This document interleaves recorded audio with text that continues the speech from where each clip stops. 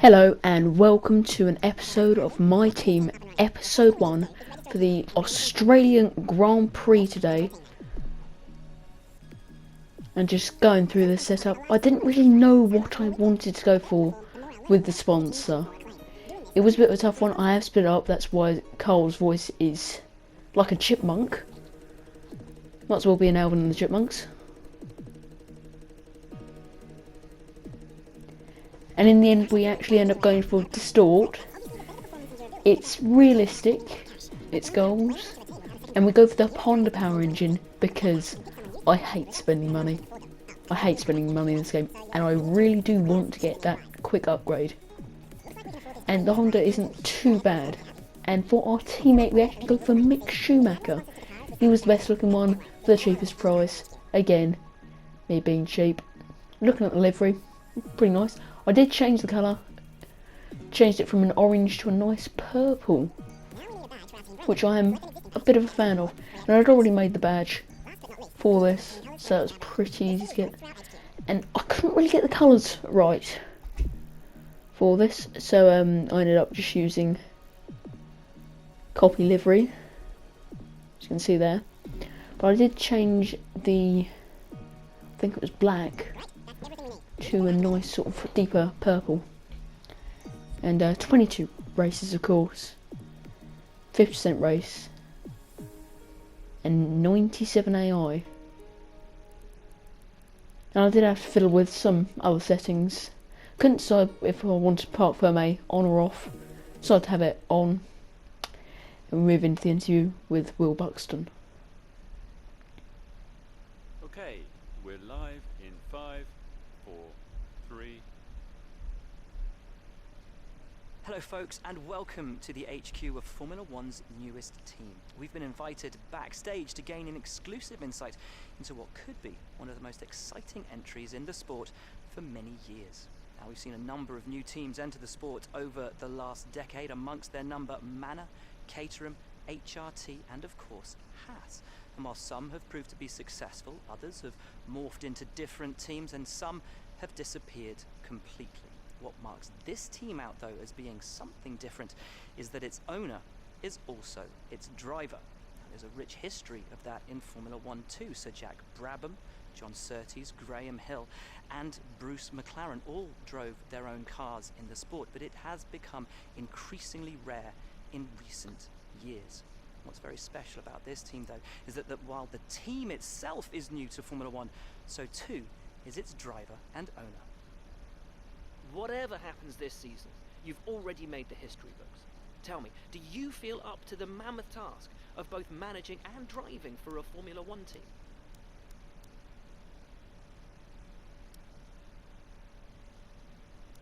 Every team needs two drivers, but what was it that drew you to your teammates? And for this one I just really wanted to compliment Mick without trying to insult him. Don't really know if that makes a difference.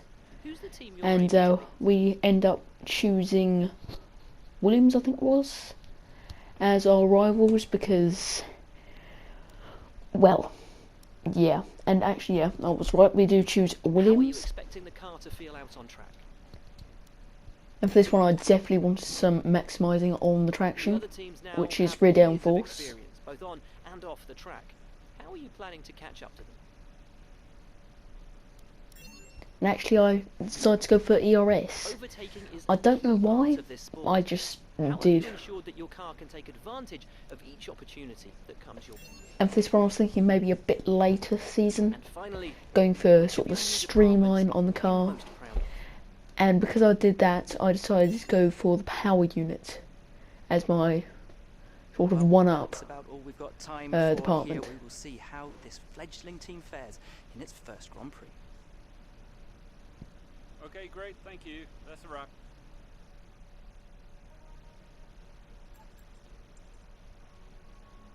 Skipping on forward, we've got a few more emails from the IT department. I don't know why I read that, I just did.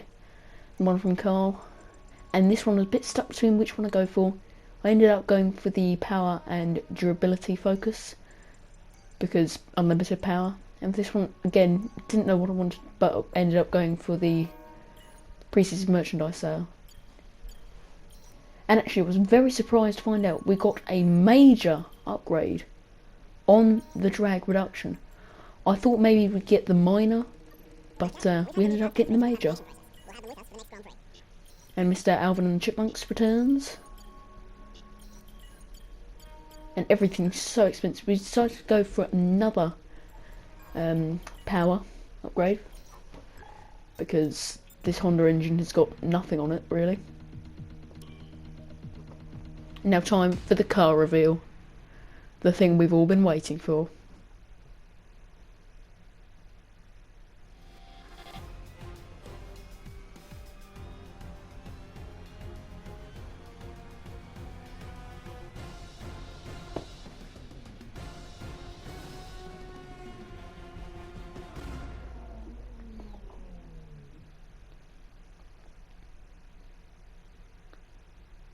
So a nice looking car and a very nice number to go with it. Of course, the number 69. What other number could we choose? Can't really think of another number that I'd want.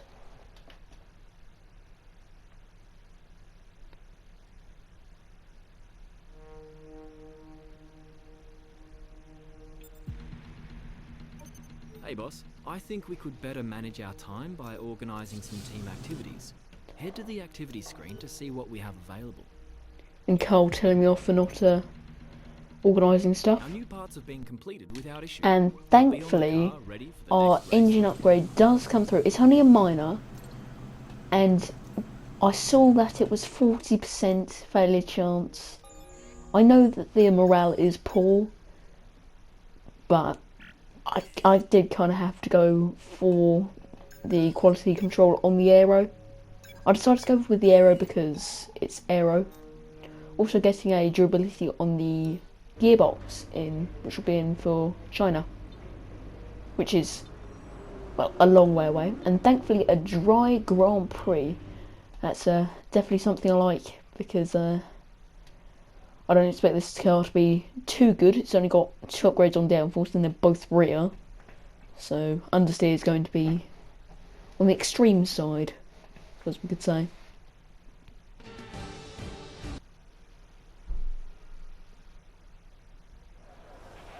Morning, boss. Jeff here. Thanks again for bringing me on And board. actually a map You've of found a lot Monaco talented people for this team. up there. can't I don't wait to know see why what it's we can Monaco. accomplish. Our journey to the Constructors' Championship starts here today, and the car is ready to head out whenever you are. But like I was saying, I don't know why it's Monaco. The weird thing is, in Monaco, you can't even see the track map of Monaco. And going straight to qualifying, practice programs aren't very interesting. This is my first qualifying lap. I was second or third out, I think. Actually second, yeah. The other two ahead are just on the out laps. Except for, I think, it was Ferrari on a hot lap as well.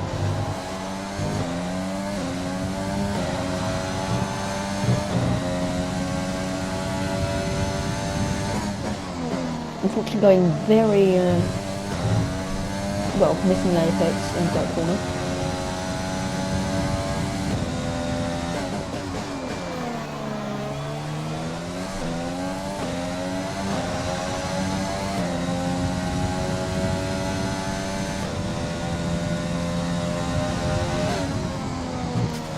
Clipping the apex, really nice out of those 2 corners, carrying down the straight. A little bit of a cut there, that's me being paranoid about maybe not recording that. I don't know how I got away with that track limit.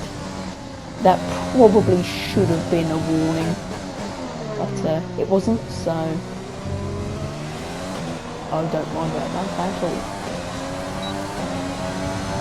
Looking at the final corner, powering down the straight, and we set a 1:22.4. And now this is my fastest qualifying lap. I skipped all the lap and such because, again, not too interesting.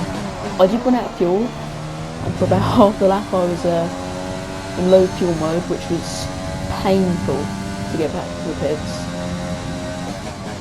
We're actually down by about a 1/10.5. Make some of it back up in turn 3 and 4. Coming through turn 4, a little bit wide, didn't hit the apex. I got a lovely tip of the apex through there, and we're now a tenth up on our personal best.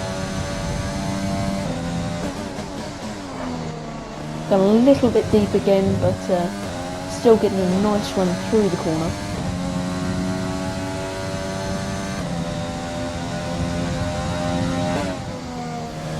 This time didn't get such a good exit out of those sequences at the corner.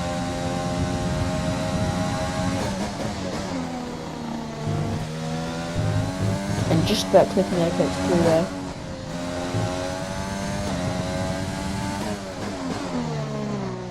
Running a little bit deep into the penultimate corner. And running a little bit wide out to the final corner. But we have to make up for it. And we do down the straight. 2.5 tenths quicker. Which is alright. Qualifying session for you. Are you going to... And I forgot to show what I qualified, but we'll soon see. Sounds like there's some work to do back at the factory. And a quick interview from Claire. Not really anything interesting, just saying, oh, you did so bad, you scraped the walls. The usual stuff.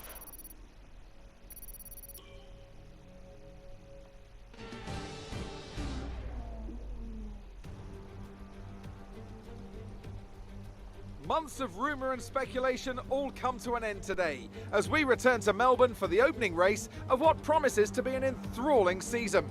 Welcome along then to the Australian Grand Prix. We go racing today then in the state of Victoria, where the drivers have 16 corners and 3.3 miles to navigate at an average lap speed of around 120 miles an hour. The close proximity of the barriers makes accidents inevitable, and recent history shows us that a safety car is not at all out of the question. Can Mercedes start with victory in their bid to win a 7th consecutive Constructors' title? Could Ferrari establish an advantage early on? And with 22 cars on the grid, how quickly can the new team find their footing? Well, it's great to be back, Anthony Davidson. We've got a lot to talk about this year. That's right, Crofty. It felt like a long winter, but it's good to finally be back. I have to think the usual suspects will battle it out at the front, but there are always going to be some teething problems early on in the season, so whoever can keep on top of their issues will have the advantage today. As I mentioned earlier, we're up to 11 teams this season, with a new entry run by, well, of all things, an owner-driver. That's something we haven't seen in this sport since Hector Raback over 4 decades ago. So how are they looking so far? It's hard to imagine how a small operation like that could survive in the ruthless world of Formula One. And yet here they are, first ever race looking surprisingly strong. But there are no points for qualifying. Let's see how they fare in the Grand Prix proper. Before we begin, let's take a quick look at the grid lineup for today's race. Good job yesterday from Valtteri Bottas. The Finn starts from pole position, and Lewis Hamilton completes the front row. As we continue through the rest of the grid today, we have Verstappen, Ricciardo, Charles Leclerc and Perez, Stroll, Ocon, Sainz and Alexander Albon, Vettel, Thomas, Lando Norris and Gasly, Kvyat, Raikkonen, Kevin Magnussen and Roman Grosjean. Russell, Schumacher, Latifi and Antonio Giovinazzi starts from the back of the grid. It's almost time for those 5 red lights to go out. Then let's see who can prevail today.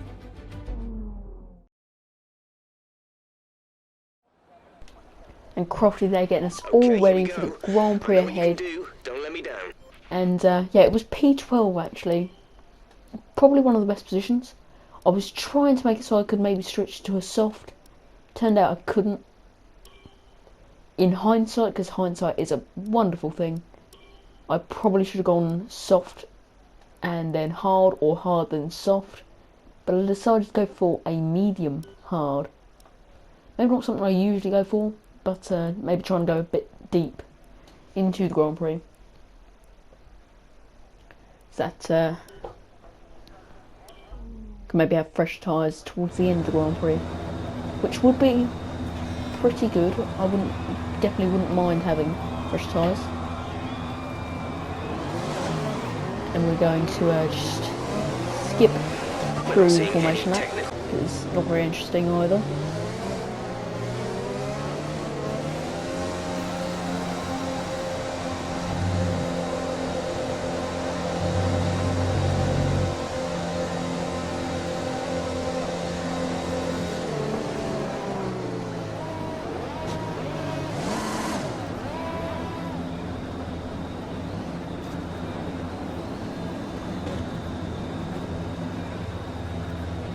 Keep an eye on the lights. The start sequence will begin as soon as the grid has formed. Be ready with the clutch.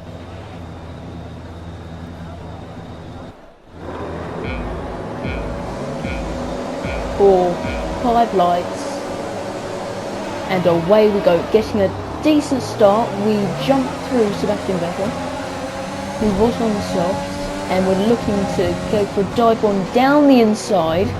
We get past Sainz, but then get on the power a little bit too early, spin into Sainz. Sainz actually is a barrier to stop us from spinning.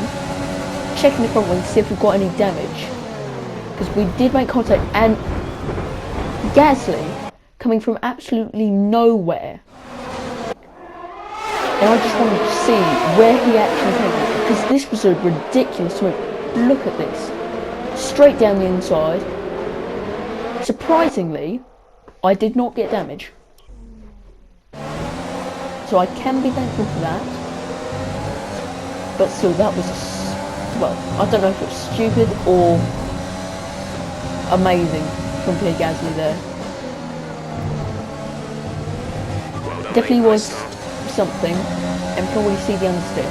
In practice, the car felt very good. Obviously, I've driven better in this game, but it did feel very good, all things considered. It's being a Season 1 My Team car. But in the race, I didn't have that feeling. I was understeering a lot more through corners. I know I had a lot more fuel on board, but I was understeering so much more. Also oversteering. I was running 7-9 wings in practice, qualifying and race. And in practice the car felt so planted. I could pick up the traction, sort of third gear, I could just put my foot down straight away, out of the corner. But in this one, as we saw on the first lap, I was spinning in 4th.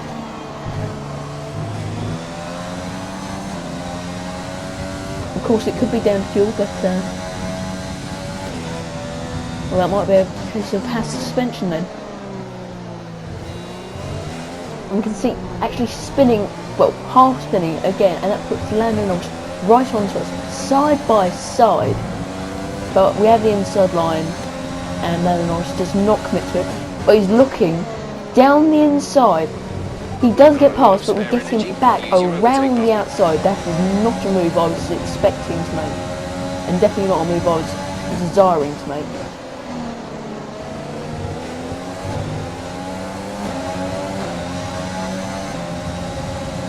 And now Lando Norris right on the back of us. He's got definitely a better engine, but again making probably a ridiculous move there. That's not something I'd go for on a lap-on-lap basis. But I made it work. Oh well.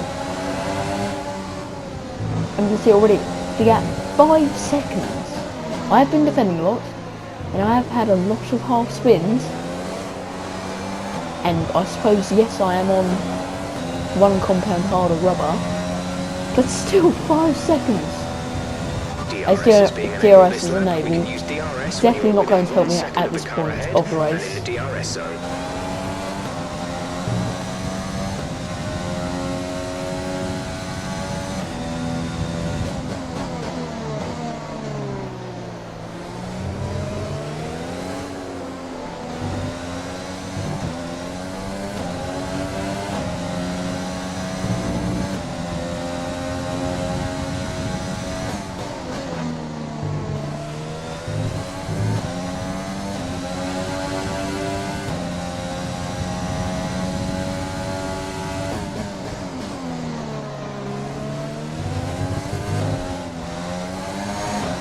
Another small snap of oversteer out of the corner.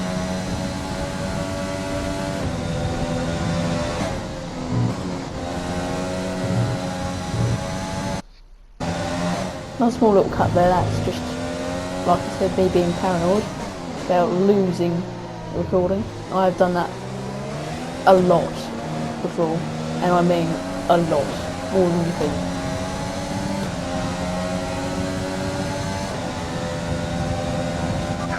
We set the personal best by 2.6 seconds. By around 1 second per lap. I know that obviously lap 1 you go from you go from 0 to X amount of speed and then you race like normal. But to get that much better from lap 2, of course I did have that snap of oversteer out of turn 3, but still it's well, a bit ridiculous.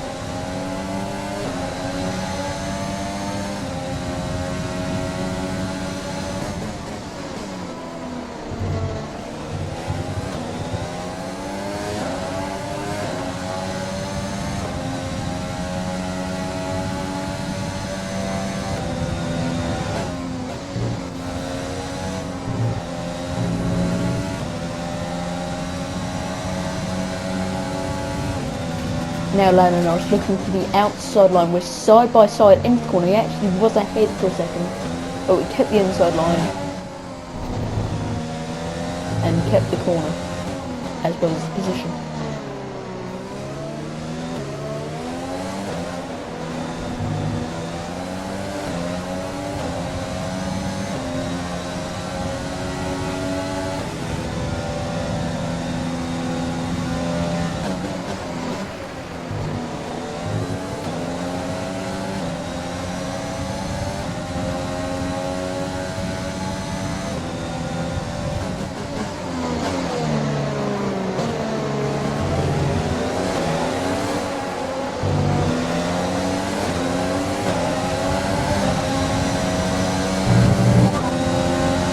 Stroll is ahead of you. Gap to car in front is 5.7 seconds. They're on old softs. Their tyres are 4 laps old. We think they've got one more stop. The time last lap was a 1 minute 27.5. We're dropping back by around 4/10 a lap.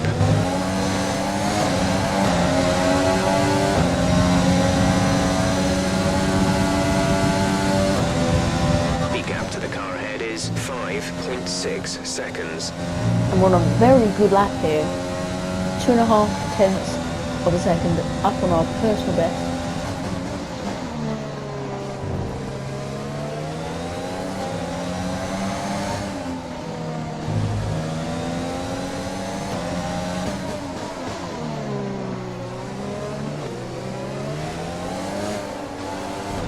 However, that's ruined by a very poor exit out of the final corner. And look at that, we lost 4/10 in that final sector. Not all from the final corner being a poor exit, but I definitely contributed.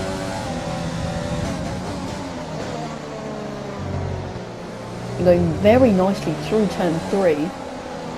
Also, I did get fairly good at it over the course of this Grand Prix. Of course, doing it at least 10 times in practice, a couple of times in qualifying, and 29 times in the race. Became fairly good at it.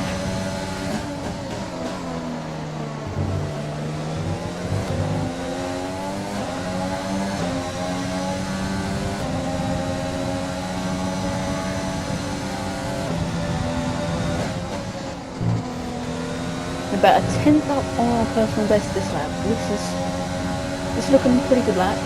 And Lando was powering down the straight. Actually gets past us briefly as we go into the braking zone, but I got him back through the braking zone.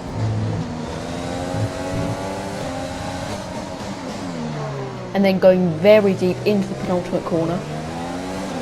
Surprisingly, Norris doesn't actually get past us. That did actually surprise me a bit. I was ready to have to fight all the way back, and now Lando Norris going for a move down the inside into turn 1. We go round the outside, still keep the position somehow. I know that his sauce must be going off in a couple of seconds really, but still, I don't know how I managed to get round the outside.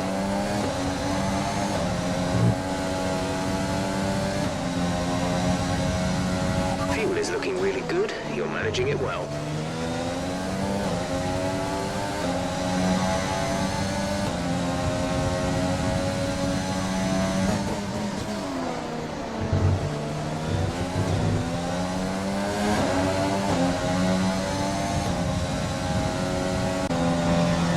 another little jump forward,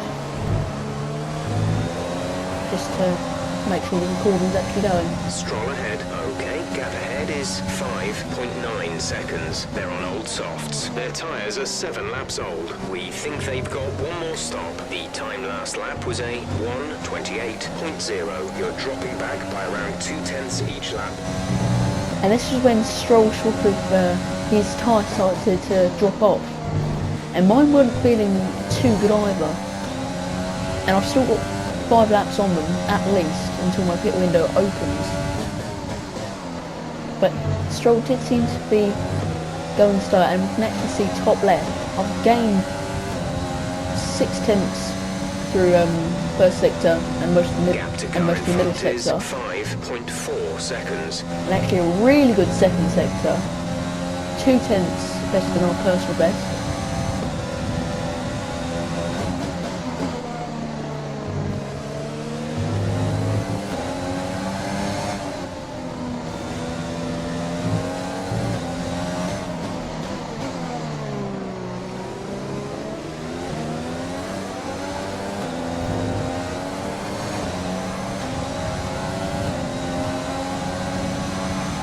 Charge is hot.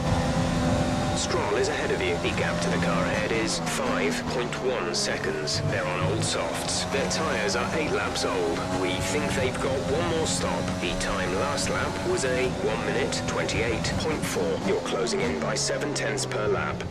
You can see they're closing by 2/10 a lap if we both kept the same pace, which is pretty good. Obviously, we're not both staying out for 10 more laps, but if we were, then I would be catching him by then. And of course, that's unrealistic since he's on softs and I'm on mediums, and he is liable to pit this lap, and if not, then next lap. Tyre condition is still looking good. Just saying my tyres are still good. They were not feeling good at all. But still managing to get pretty good through the middle sector. I realised I must have had a really bad middle sector on my first lap, because I just seem to be able to keep on getting better in it. Like a little bit of a lock up. Ugh, can't speak. Yeah, but a little bit of a lock up into the penultimate corner. And a lot of people pitting out, and finally we better our personal best. I did skip forward a little bit because it was me just going around the circuit. Everyone else pitted, not much really to say about it. And a big snap of oversteer out of the final corner. That was very scary driving it.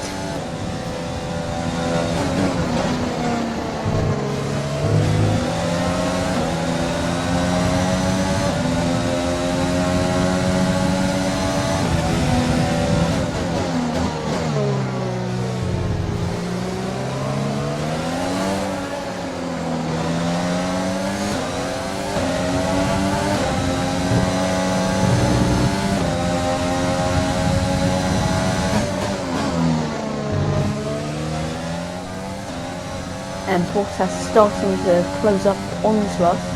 I was trying to make it so I could get the bigger DRS zones by at the final corner and out of turn 1 and 2, because that would help a lot. So I was running in lean a lot down the straights, but he actually almost got me through the fast left-hander, and then I just let him through. Taking a little bit too deep though, and you can see how much my tyres there. I just could not get it back.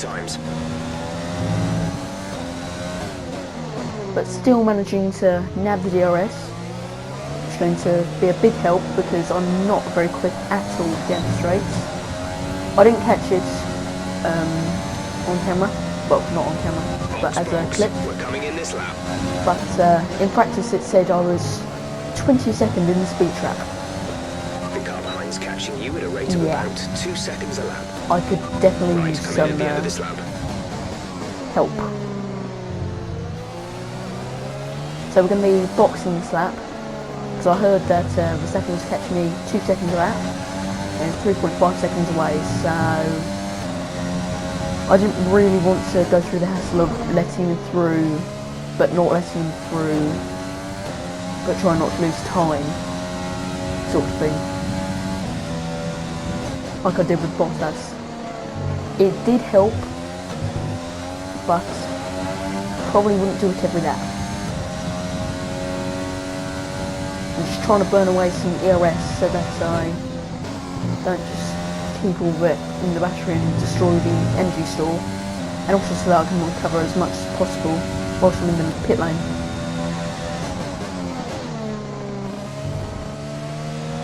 And this was the sort of time when I realised that I probably had made a mistake not being on the softs for the first stint or being on softs for my second stint, because there's no real advantage now of me going long, except for maybe a couple of fresh tyres, and not very good on pit entry there at all.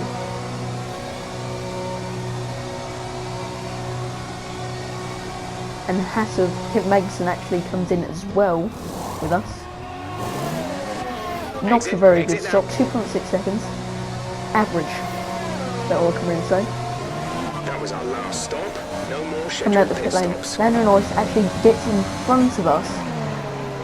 I was a bit annoyed, to say the least.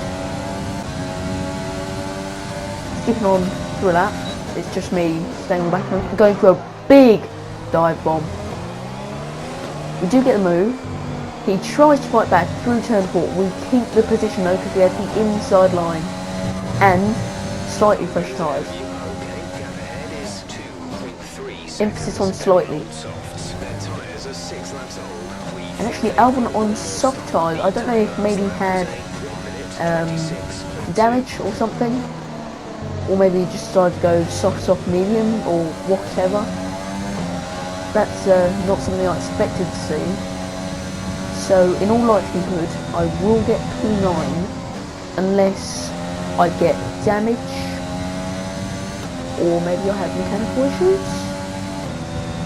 Maybe it's foreshadowing. Maybe.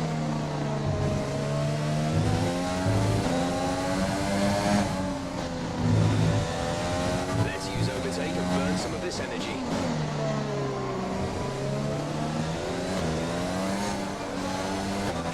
And actually a virtual safety car comes out. Carlos Sainz out of the race. I don't know exactly where he was. I don't think he was in the points. And actually I think he was in last because we can see him on the straight. On the back straight, I suppose you could say. Before the fast corner, I don't really like Albert Park. It's not my favourite track.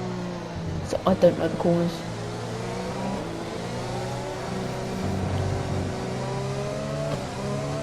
And then as well, Charles Leclerc out of the race. That puts us up into P9.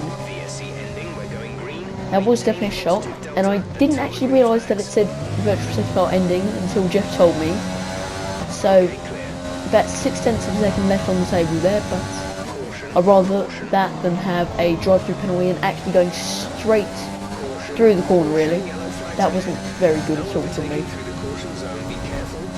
And going on to grass, that was me trying to see Carlos Sainz stranded in the middle of the track, going onto the grass because of it.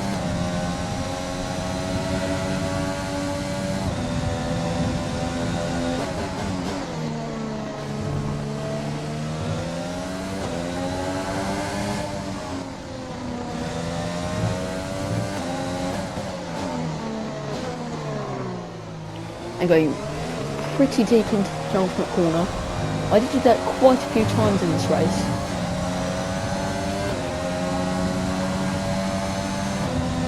Okay, you're catching the car ahead, but remember we need to get to the end of the race on these tyres. We're leading our teammate by 26.5 seconds.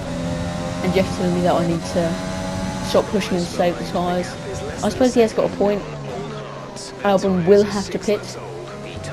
And yet we can see that Lando Norris, his tyres are 2 laps older than mine. See, that's what I mean by it didn't really give me much of an advantage. 2 seconds. About 4% on target, considering all sorts of things on the front left.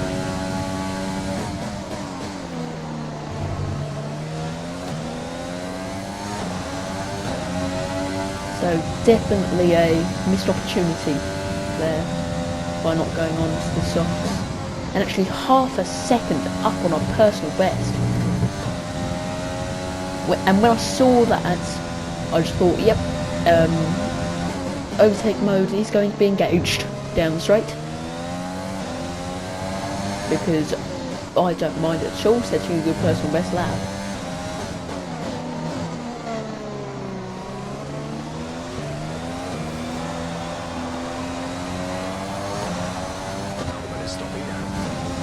And Albon comes into the pits, that puts us up into P8. And a new personal best lap by 0.6 of a second. Another little cut there, which was another personal best by 0.1 of a second. And we have, but we haven't dropped Lando Norris. He's 5 tenths out of our DRS, so yeah. And Perez, his tyres are 3 laps older. It pains me to watch this, because I thought, yeah, I'm going to do the big brain strategies and go on the mediums first. No, it didn't work at all, and I wish I had not have done it. I could have been so much higher. Well, actually maybe not, because I'd be competing with the big boys. You can't see, but I'm using some inverted commas there. All the cars are roughly the same size.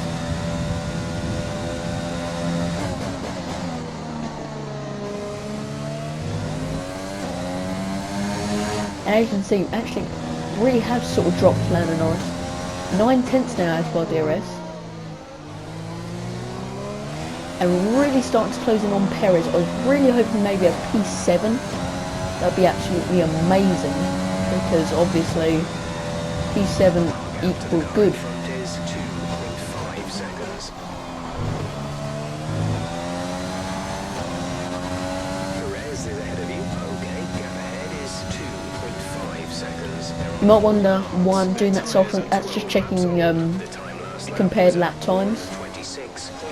You're gaining by 0.3 a lap. Good work. They've just told me that I'm gaining by 0.3 a lap, which at the moment wouldn't really be enough. It would, but it wouldn't. It would be close.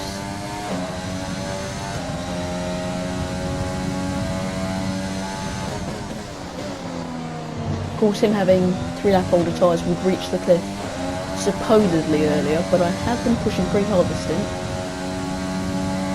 And now finally, Perez, well, only for a brief second, but Perez was closer than Lando Norris. Hallelujah.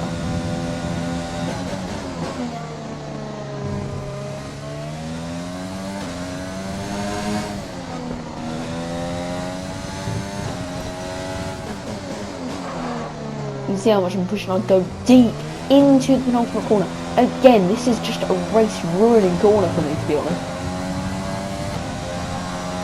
And that sets me up to lose a bit of time. This pace is strong, but be aware your tyres need to go the distance. And Jeff again telling me that my tyres are dead, pretty much. Except it's not Bono, it's Jeff.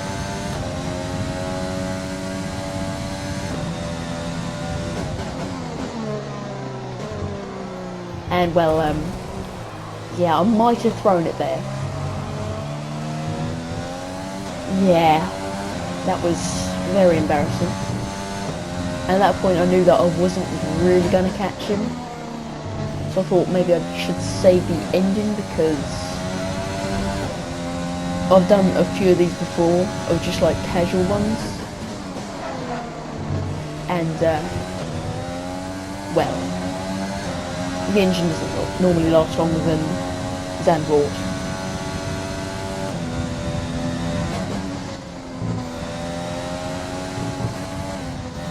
And again, another snap of oversteer.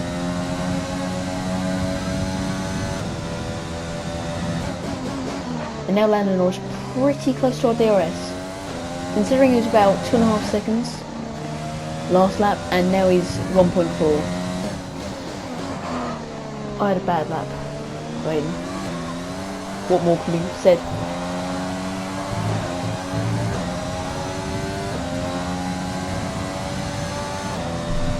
Gap to car in front is 3.2 seconds. Gap to teammate behind is 42.3 seconds.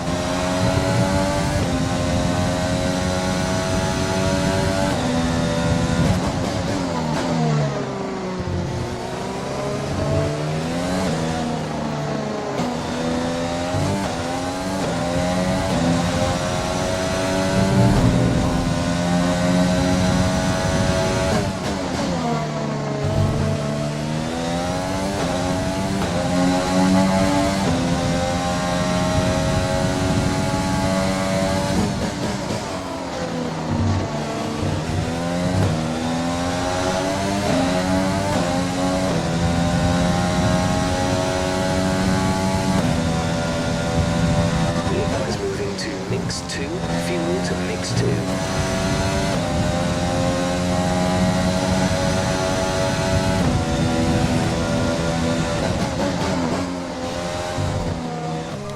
And now, my time has come because Lando Norris is in my DRS. This is going to be a hard few laps. Make sure you watch it. Please do. I need that sweet watch on.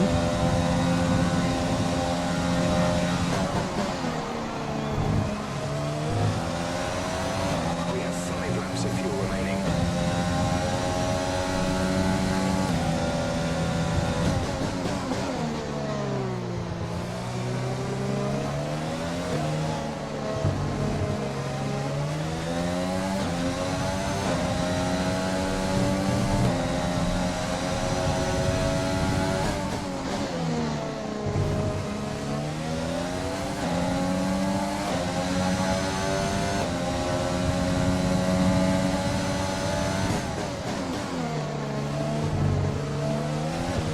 Lando Norris really starting to close up now. This is getting tight.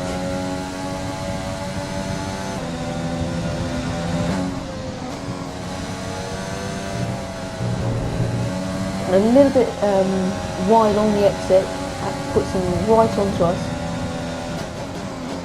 And he goes for it round the outside. He is ahead for a short while, but again we get him back. We fought so many times at that corner.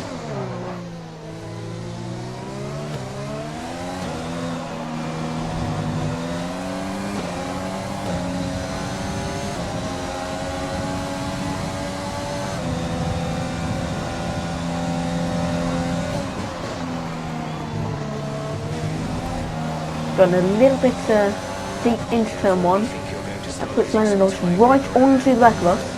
He actually gets ahead before the braking zone, go for a big dive bomb down into turn 3 and getting back with the inside line. This is when all the pushing at the beginning of the stint began to really start to bite me. And it's more a case of just hold the inside line or lose the position.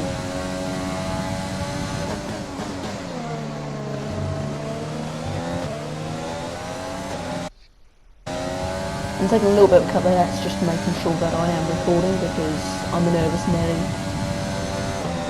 The gap to the car ahead is 6.0 seconds.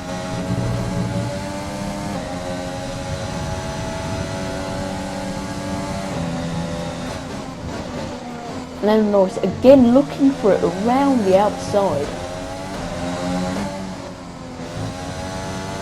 I was expecting it though, as I saw him sort of closing up into the braking zone.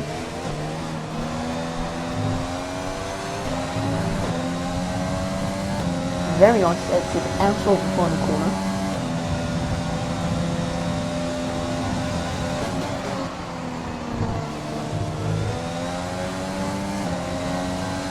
There's 3 laps of fuel remaining.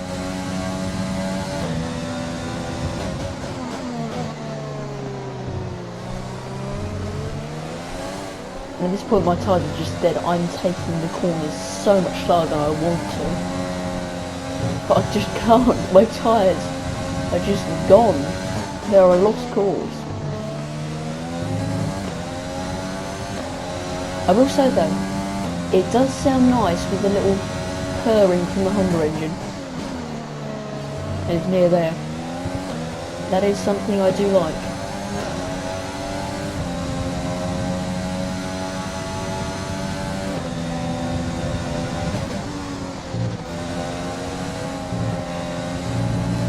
That, to be honest, is one of the reasons I chose the Honda engine, and Lando Norris further ahead than he's ever been into the corner, but we still get him back with the dive bomb down the inside. He's really got to learn that, well, not Lando Norris himself, but his AI has really got to learn that outside line isn't very effective, and getting a big snap of roads there out of the final corner is going to put Lando Norris right onto the back of us. I'll say right on the back of us, but in reality I only lost about 2 tenths. But still a lot. It is still a lot.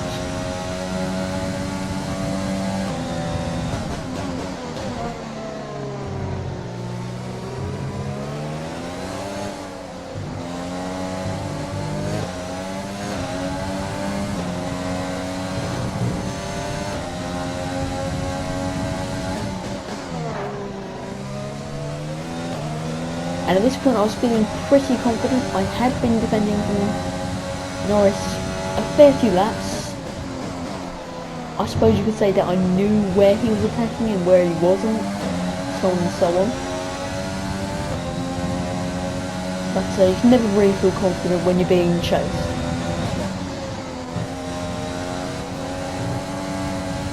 Getting a little bit of a oversteer there.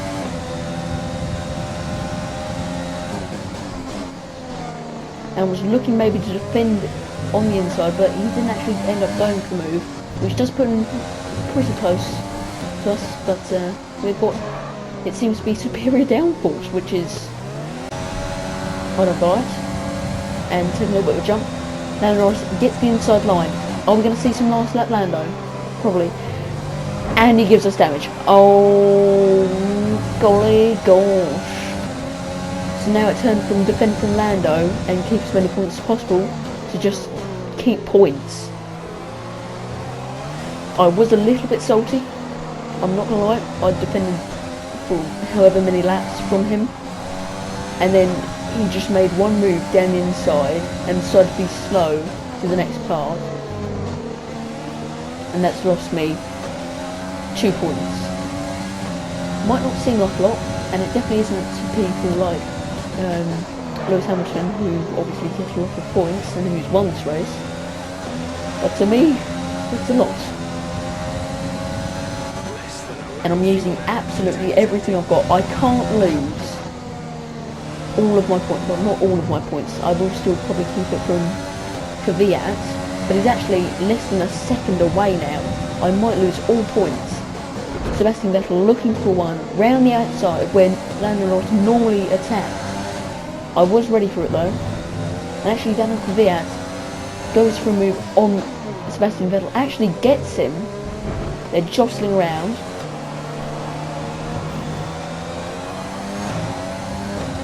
And Kvyat seems to have actually gotten him for P10. But a bit angry, smashed it in the wall.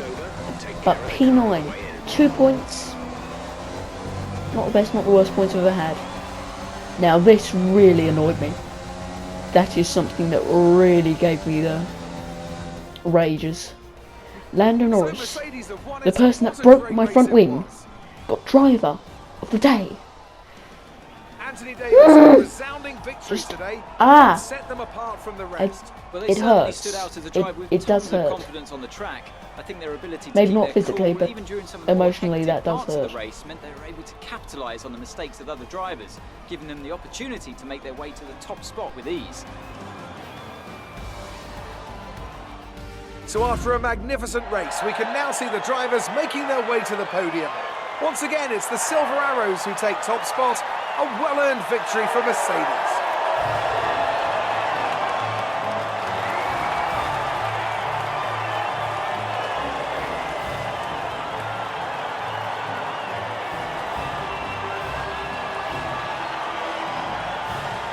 secures the top spot in the Drivers' Championship. Now, let's discuss, Ant. Who would you say is a contender for Driver of the Day? It's got to be Lando Norris, hasn't it? Smooth.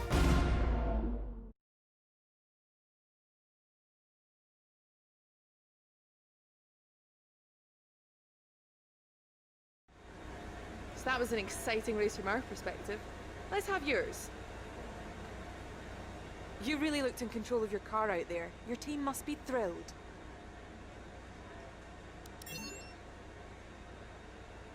It wasn't the cleanest race today, was it?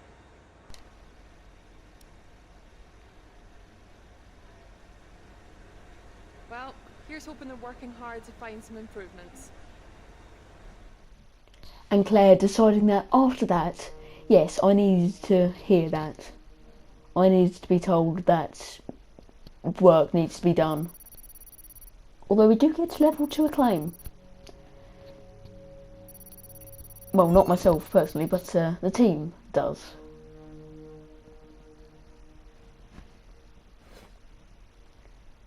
And make a total of 90,000. Because I forgot to add the sponsor. Not the primary sponsor, some of the secondary sponsors. It does. Just being this stupid, like me. Sometimes my genius is just frightening.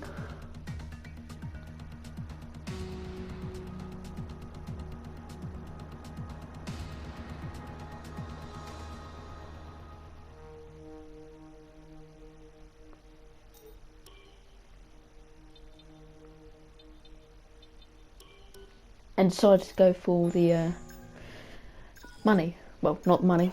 The loss of money by making my durability department feel good about themselves. Give them some counselling.